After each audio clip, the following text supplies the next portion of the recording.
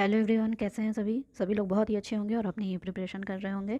तो चलिए हम लोग आज करने जा रहे हैं ईवीएस साइकोलॉजी के क्वेश्चन। अभी इससे पहले मैंने इंग्लिश की वीडियो अपलोड की है, आप लोग ज़रूर देखे होंगे और आप लोग ज़रूर से उसको देखिए भी, क्योंकि वो जो है जो सीरीज़ है वो सिर्फ क्वेश्चन की सीरीज़ है। उसमें आप लोग अपने आप को टेस्ट लीजिए अपने आप का खुद से कि हम कैसा कर रहे हैं कैसा नहीं कर रहे हैं, मेरी कितनी प्रिपरेशन है कितनी नहीं। तो आप लोग उस वीडियो को ज़रूर देखिएगा। तो चलिए आज शुरू करते हैं हम साइकोलॉजी के क्वेश्चन। जिज्ञासा की प्रबलता, आत्मनिर्भरता की भावना तथा रचनात्मक कार्यों में रुचि आदि विशेषताएं किस अवस्था से संबंधित हैं?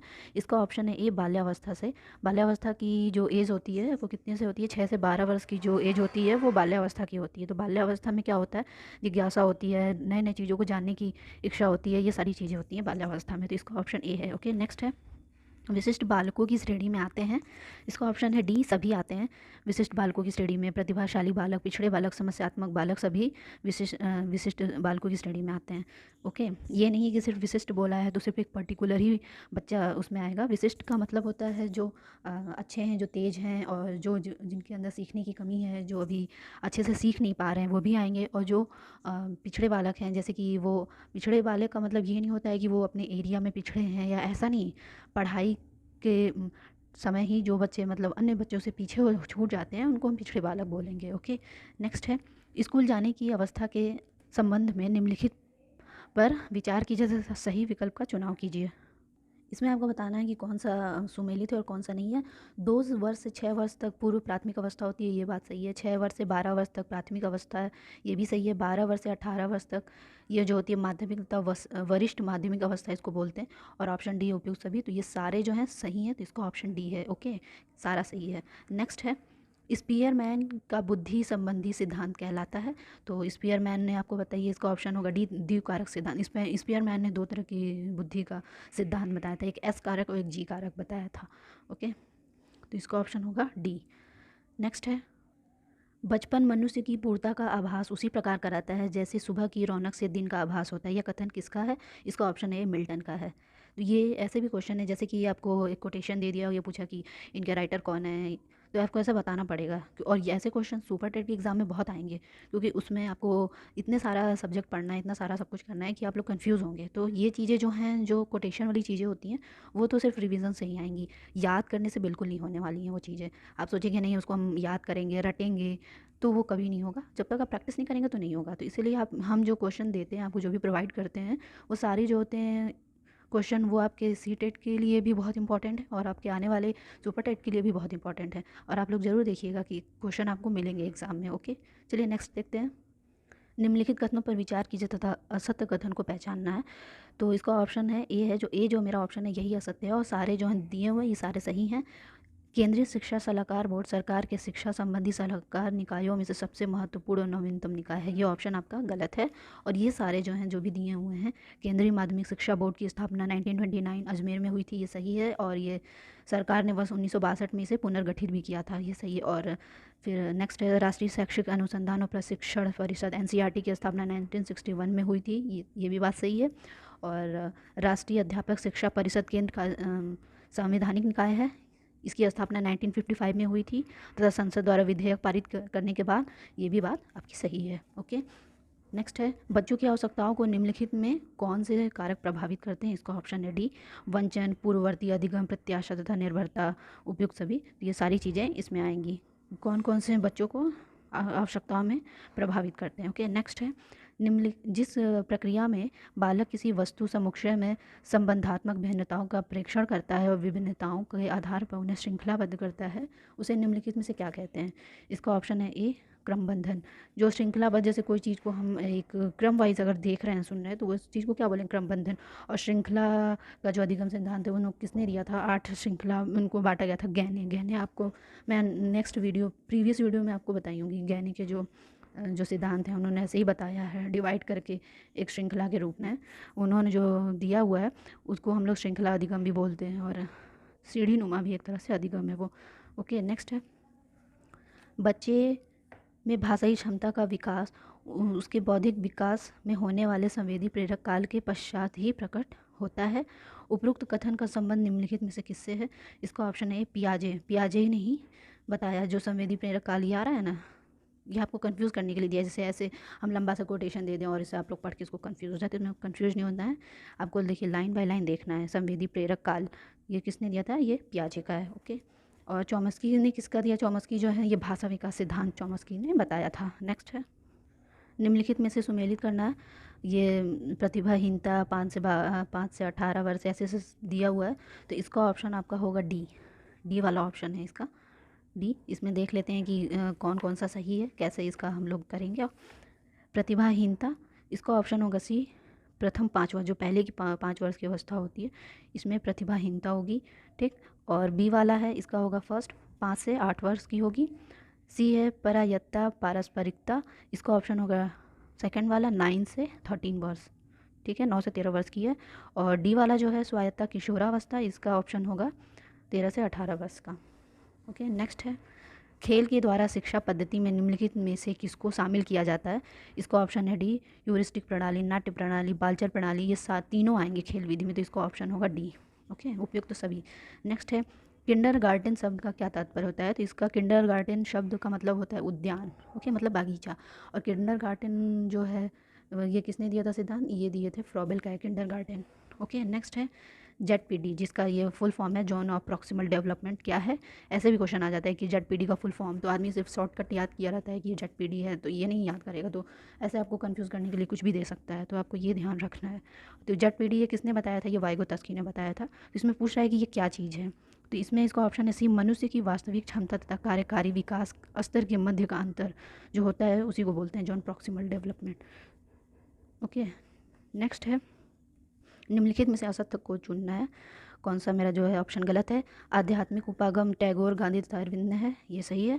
आनुवांशिक उपागम एल्डर का, ये गलत है। मनोव्यक्तिक उपागम रोजर्स तथा मैस्लोन का है। और सामाजिक अधिगम उपागम कूलियम स्किनर का है। इसका ऑप्शन बी है, आनुवांशिक उपागम, ये एल्डर का नहीं है। ओके, जब ये आनुवांशिक उपागम जब एल्डर का नहीं है तो किसका है, ये भी आपको जाना इंपॉर्टेंट है, क्योंकि अगर क्या पता इसमें ऐसे पूछा है नेक्स्ट क्वेश्चन में, अगर नेक्स्ट एग्जाम में आपको बोल दे कि एल्डर का क्या है तो आप क्या बताएंगे। तो एल्डर का जो है ये इन्होंने बताया है मनोसामाजिक सिद्धांत एल्डर का है। और आनुवांशिक उपागम जो है ये जो है बेलर और चार्ल्स का है। ओके, नेक्स्ट है, तर्क, अनुमान, वांछिक प्राकल्पना, आदर्शवादी सिद्धांत, दूसरों के साथ सहयोग, आनुपातिक, संभाव्य तापरक तथा समन्वयात्मक तर्कमूलक चिंतन आदि प्रमुख उपलब्धियां निम्नलिखित में से किस चिंतन से संबंधित है। संवेदी प्रेरक, आगमनात्मक चिंतन, या क्रियात्मक स्थिति से पूर्व विचार, या निगमनात्मक चिंतन। तो इसका ऑप्शन होगा डी, निगमनात्मक चिंतन। ये वर्ड देखिए ऐसे ऐसे हैं, मतलब पढ़ने में भी आपकी जीभ जो है वो लड़खड़ा जा रही है, मतलब इट्स लाइक फंबलिंग। ओके, तो जैसे कभी कभी आपको कन्फ्यूज़न होती है हिंदी के वर्ड में, तो आप लोग इंग्लिश का वर्ड जो होता है, इंग्लिश और हिंदी पेपर तो दोनों में आता है, तो इंग्लिश के वर्ड्स देख लिया करिए, उससे जो होते कन्फ्यूज़न थोड़ी दूर हो जाती। जब मैं एग्ज़ाम देती थी तो कभी कभी हिंदी के क्वेश्चन ऐसे होते थे जैसे कि मैं बहुत बार क्वेश्चन गलत कर देती थी। इससे क्या होता था, फिर बाद में आके पता चल जाता अरे इसका तो मतलब ये था, लेकिन मैंने वो चीज़ ध्यान नहीं दी। मैं सोची कि नहीं ये चीज़ है तो इसका यही होगा, तो जो मैंने गलतियाँ की तो वो चीज़ मैं आपको बताती हूँ कि वो आप चीज़ वो ना करें। ओके, चलिए नेक्स्ट देखते हैं।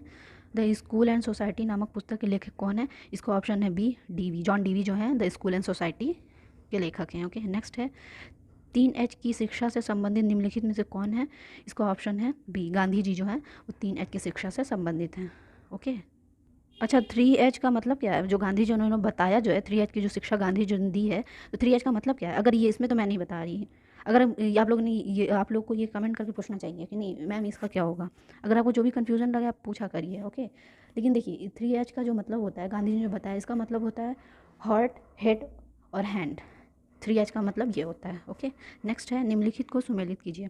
इसमें संवेदी प्रेरक अवस्था इसमें मिलाना है। ऐसे क्वेश्चन ना आपके सीटेट में बहुत आ रहे हैं, बहुत आ रहे हैं, मैं रियली बता रही हूँ, बहुत ज़्यादा पूछ रहे हैं ऐसे, तो इन चीज़ों पे आप बहुत ज़्यादा ध्यान दीजिए। तो इसका ऑप्शन सी है, और हम लोग पहले देख लेते हैं। संवेदी प्रेरक अवस्था, इसका ऑप्शन है जन्म से 2 वर्ष की पूर्व संक्रियात्मक अवस्था। इसका ऑप्शन है 1, 2 से 7 वर्ष की मूल संक्रियात्मक अवस्था। ये है आपकी 7 से 11 वर्ष की और रूपात्मक अवस्था। इसका ऑप्शन 11 वर्ष की आयु से प्रारंभ है। ओके, तो ये जो सारी अवस्थाएं दी हैं ये जीन प्याजे की अवस्थाएं हैं, ये चारों अवस्थाएं हैं वो दिया है, और आपको ऐसे पूछ दिया है कि कौन सी एज कब से स्टार्ट है और कब ख़त्म है। ओके, चलिए नेक्स्ट देखते हैं। भौतिक अथवा शारीरिक अनुभव की प्रधानता क्रियात्मक योजनाएं ही तार्किक गणितीय अनुभव को संकेत देती हैं। उक्त विशेषताएं निम्नलिखित में से पियाजे की किस अवस्था से संबंधित हैं? इसका ऑप्शन है सी, संवेदी प्रेरक अवस्था से। ओके, जो तार्किक अनुभव जो ऐसे होते हैं वो किससे हैं? संवेदी प्रेरक अवस्था से। नेक्स्ट है, इसमें निम्नलिखित को सुमेलित करना, अवधान प्राप्त करना, प्रत्याशा है या शिक्षार्थियों को उद्देश्य बताना, अभिग्रहण, ये क्या है? इसमें भी देखिए मिलाने वाला है। तो इसमें अवधान प्राप्त करने का मतलब अभिग्रहण है और शिक्षार्थियों को उद्देश्य बताना मतलब प्रत्याशा है, और उद्दीपन प्रस्तुत करना ये वर्णनात्मक प्रत्यक्षण है, और प्रतिपुष्टि प्रदान करना या पुनर्बलन है। तो इसका ऑप्शन ए है आपका। ओके, नेक्स्ट है, निदर्शित साकल्यवादी सिद्धांत निम्नलिखित में से किससे संबंधित है? इसका ऑप्शन है ए, गैने और गेस्टाल्ट, दोनों से ये संबंधित। नेक्स्ट है, आधुनिक शिक्षण निम्नलिखित में से किस पर बल देता है? इसका ऑप्शन है डी, उपयुक्त सभी पर, सीखने वाले को मूल केंद्र में रखकर कार्य का संपादन करना और सीखने वाले का मार्गदर्शन करना, सीखने वाले के विकास को बढ़ाना, ये सारी जो चीज़ें हैं वो आधुनिक शिक्षण में आती हैं। तो इसका ऑप्शन डी है, उपयुक्त सभी। ओके, नेक्स्ट है, शिक्षक के सिद्धांत सूत्र के रूप में निम्नलिखित में से किसको शामिल किया जाता है? तो इसका ऑप्शन होगा डी, जैसे आपके यहाँ सारे ऑप्शन दिए हैं डी है, इसमें उपयुक्त सभी ये सारी चीज़ें आएंगी शिक्षक के शिक्षण सूत्र में, जैसे कि ज्ञात से अज्ञात की ओर, विश्लेषण से संश्लेषण की ओर, ज्ञात से अज्ञात, विश्लेषण से संश्लेषण, सामान्य से कठिन, मूर्त से अमूर्त, विशिष्ट से सामान्य, और प्रयोग और व्यवहारिक विचार की ओर, इस सारी चीज़ें शिक्षक के शिक्षण सूत्र में आती हैं। तो इसका ऑप्शन डी है। ओके, इसमें निम्नलिखित को अधिगम अथवा सीखने के प्रमुख सिद्धांतों के संबंध में सही ढंग से सुमेलित करना है। इसका ऑप्शन सी है। और चलिए देख लेते हैं, अनुभवजन्य अधिगम सिद्धांत ये किसका है? यह है कार्ल रोजर्स का है। क्षेत्र सिद्धांत ये किसका है? ये लेविन का है। ओके, और सूच का सिद्धांत किसका है? ये कोहलर का ही है। और सक्रिय अनुबंधन का सिद्धांत ये स्किनर का है। ओके, अनुभवजन्य सिद्धांत कार्ल रोजर्स, क्षेत्र सिद्धांत कर्ट लेविन, और सूच का सिद्धांत कोहलर, सक्रिय अनुबंधन स्किनर। ओके, नेक्स्ट है, गेस्टाल्ट मनोविज्ञान के मूल प्रयोगात्मक योगदानों को कितने भागों में विभाजित किया गया है? तो इसका ऑप्शन है बी, 4 भागों में। गेस्टाल्ट सिद्धांत किसने दिया है? ये मैक्स कोफका, कोहलर और मैक्स वर्निमर। ओके, नेक्स्ट है, आसु बेल द्वारा शाब्दिक अधिगम सिद्धांत का प्रतिपादन किया गया था। उनके अनुसार विचारों को प्रस्तुत करने की सर्वोत्तम विधि कौन सी है? इसका ऑप्शन है सी, सामान्य से विशिष्ट की ओर, मूल से अमूल, ये दोनों है। तो इसका ऑप्शन सी है, ए और बी दोनों होगा। ओके, नेक्स्ट है, मैस्लोन द्वारा आवश्यकताओं की परिकल्पना में कितने सोपान है? इसका ऑप्शन है बी, 7 है। मैस्लोन ने 7 आवश्यकताओं का वर्णन किया है। जो पहले की जो 4 प्रारंभिक अवस्थाएं हैं वो अभाव की हैं, और जो लास्ट जो 3 अवस्थाएं हैं वो स्वभाव की हैं। ओके, तो ऐसे भी पूछ लेगा कि जैसे कि जो अभाव की अवस्थाएं हैं वो प्रारंभिक में हैं कि आपके लास्ट से हैं, स्वभाव की हैं वो प्रारंभिक में है कि लास्ट में है। तो आपको ये ध्यान देना है कि जो पहले की हैं 4 अवस्थाएं वो अभाव की हैं, और जो लास्ट की 3 हैं वो स्वभाव की हैं। ओके, नेक्स्ट है, निम्नलिखित में से शिक्षण वातावरण के घटकों में क्या शामिल किया जाता है? आप लोग ये ऑप्शन देख लो, विषय वस्तु या अधिगम अनुभव, शिक्षक या अधिगम अनुभव प्रदान करने वाले संचार माध्यम विधियाँ, अधिगम प्रक्रिया में छात्र भी अधिगम वातावरण में सहभागी होता है, निम्न कूट की सहायता से सही विकल्प का चुनाव करना। इसका ऑप्शन डी है। इसमें जो चारों मैं पढ़ी हूँ वो चारों इसमें हैं, तो ये चारों सही है। तो इसका ऑप्शन डी होगा। ओके, गलती करके सीखने की तकनीक निम्नलिखित में से किससे संबंधित है? तो इसका ऑप्शन है बी, थॉर्नडाइक से संबंधित है। मतलब गलती करके या करके सीखना जो है थॉर्नडाइक से गिलफोर्ड ने बुद्धि के कितने स्वतंत्र आयाम बताए हैं? गिलफोर्ड ने, इसका ऑप्शन है बी, 3 जो हैं आयाम बताएं गिलफोर्ड ने बुद्धि के। वो कौन कौन से हैं? विषय वस्तु है, संक्रिया है और उत्पाद है। ओके, और संक्रिया को भी फिर 5 भाग में बांटा गया है। लेकिन इसमें गिलफोर्ड की बुद्धि के कितने स्वतंत्र आयाम हैं? तो इसमें सिर्फ 3 हैं। वो 3 कौन कौन से हैं? विषय वस्तु, संक्रिया और उत्पाद। विषय वस्तु, संक्रिया और उत्पाद, ये 3 को आपको ध्यान में रखना है। ओके, तो ये रहे पूरे आपके 30 क्वेश्चन साइकोलॉजी के। तो कैसी लगी सीरीज़ आप लोग ज़रूर कमेंट करके बताइएगा, और आप लोग प्लीज़ मेरे वीडियो पे ज़्यादा अपना प्यार और विश्वास बनाए रखिए, क्योंकि मैं आप लोगों के लिए ही काम करती हूँ, और मैं चाहती हूँ कि आप लोग का प्यार ऐसे बना रहे, और अब मुझे आगे बढ़ाइए और मेरे वीडियो ज़्यादा से ज़्यादा शेयर करिए। तो चलिए मिलते हैं नेक्स्ट डे नेक्स्ट प्रैक्टिस के साथ। Thank you.